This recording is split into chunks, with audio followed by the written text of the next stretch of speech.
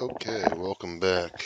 I am just finished with the rest of the studs, so I have all of those complete on the wall. I want to go ahead and clean this up a little bit visually. You can see that all of these stud widths of 1.5 are on there, and that was in this sketch which I shared down. So I'm going to right click on that, come down to visibility, and turn that off, as well as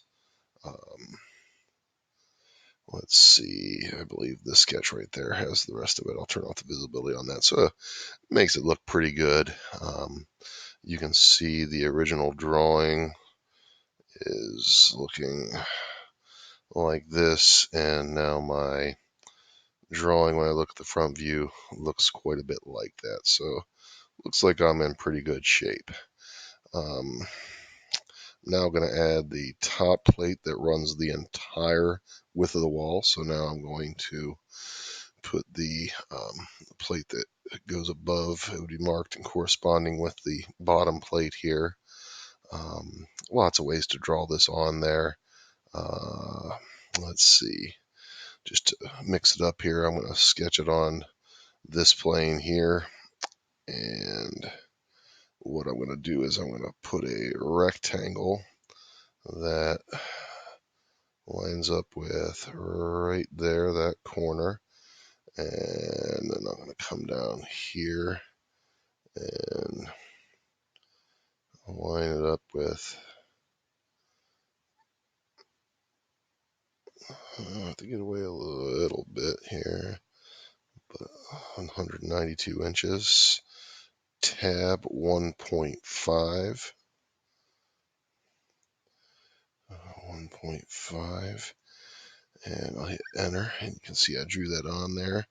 And now in order to make that do what I want it to do, I'm going to go ahead and extrude that. Perhaps I'll go the other way, and I should probably go 3.5 inches, which is the thickness, and you can see that it adds on there.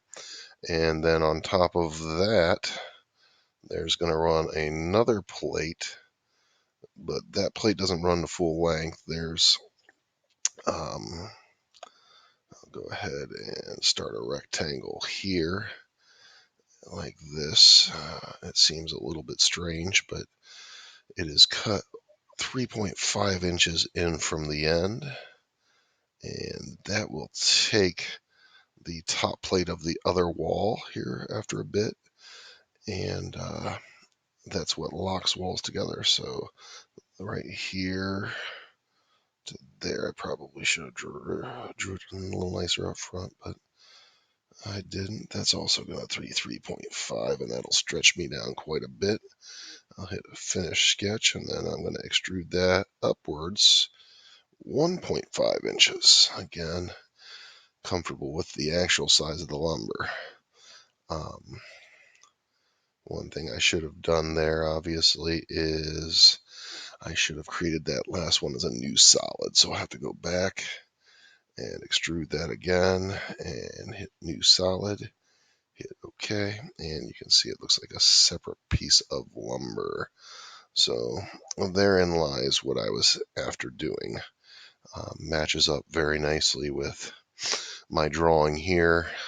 If I look at how it's eventually going to come together, there's the top detail of the 16-foot wall. The top detail of the 12-foot wall is there, and they actually lap together, and that's what ties walls together at the corner on the top plate with a 3-stud wall.